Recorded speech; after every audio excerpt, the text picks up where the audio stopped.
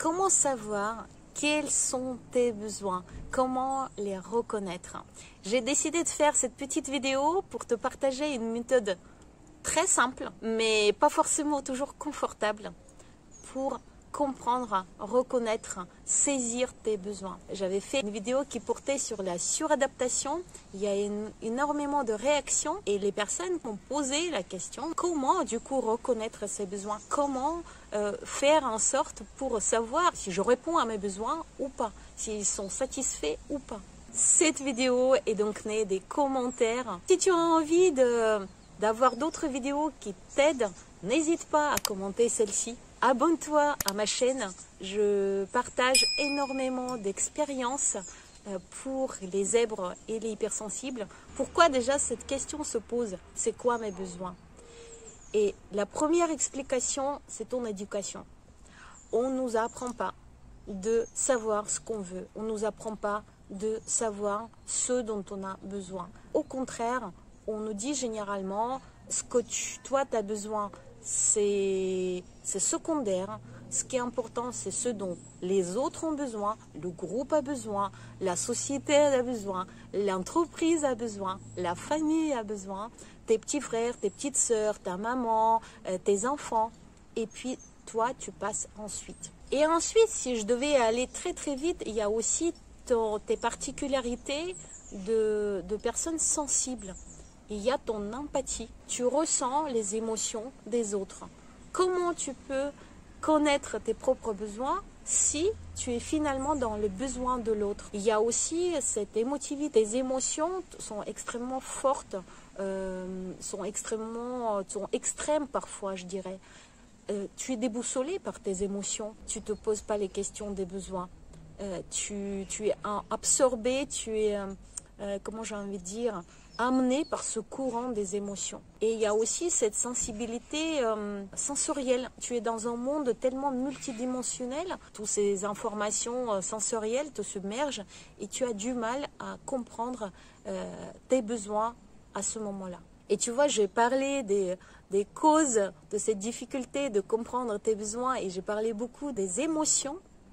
Et pourtant, c'est bien la méthode que j'ai envie de te partager pour comprendre tes besoins. Toutes les émotions que tu vis, ce sont des indicateurs des besoins, soit auxquels on répond, quand c'est une émotion de joie par exemple, ou alors des besoins qu'on a oubliés, comme par exemple une émotion de tristesse ou de colère. Alors ce que je te propose, c'est de te concentrer pour commencer sur une émotion. L'une des émotions la plus forte qui montre réellement que ton besoin n'est pas satisfait, que tes frontières personnelles parfois sont dépassées, qu'il y a une intrusion, qu'il y a le piétinement de tes besoins, c'est la colère. La colère que tu ressens, parfois tu as envie de l'extérioriser, de vraiment être en colère, et si tu y arrives, tant mieux. Parfois c'est à l'intérieur, c'est une sorte de grondement sourd. On dit cocotte qui est prête à exploser.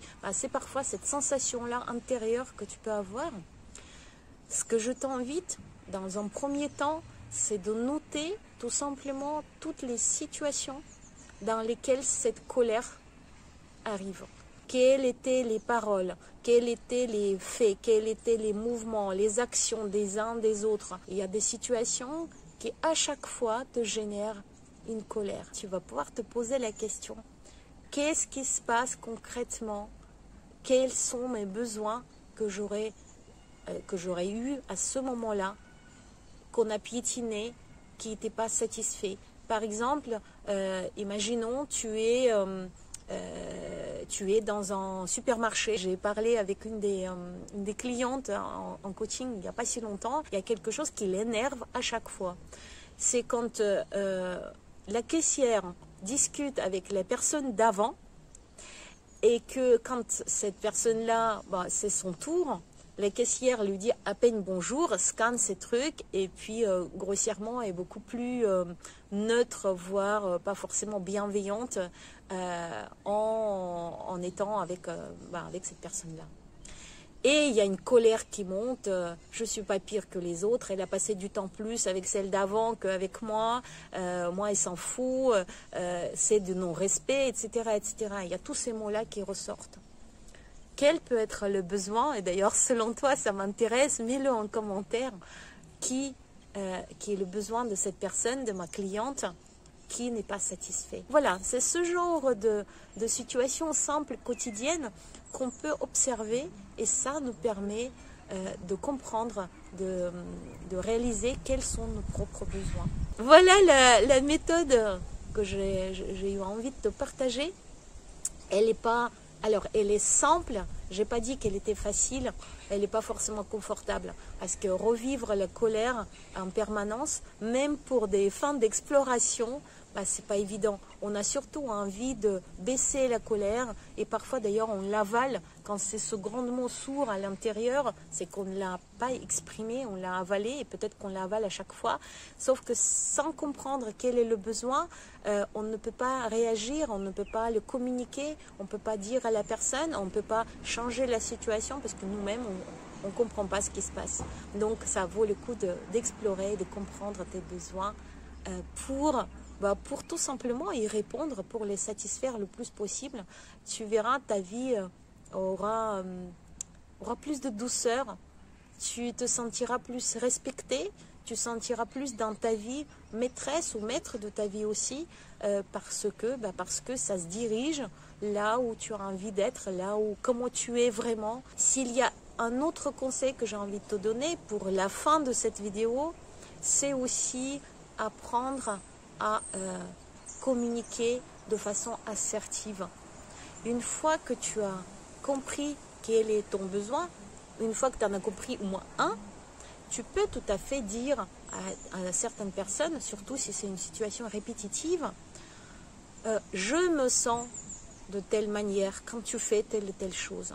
J'aurais préféré que, voilà mon besoin, et si tu as envie de satisfaire mon besoin, tu peux faire comme ça avec moi, je l'aurais préféré.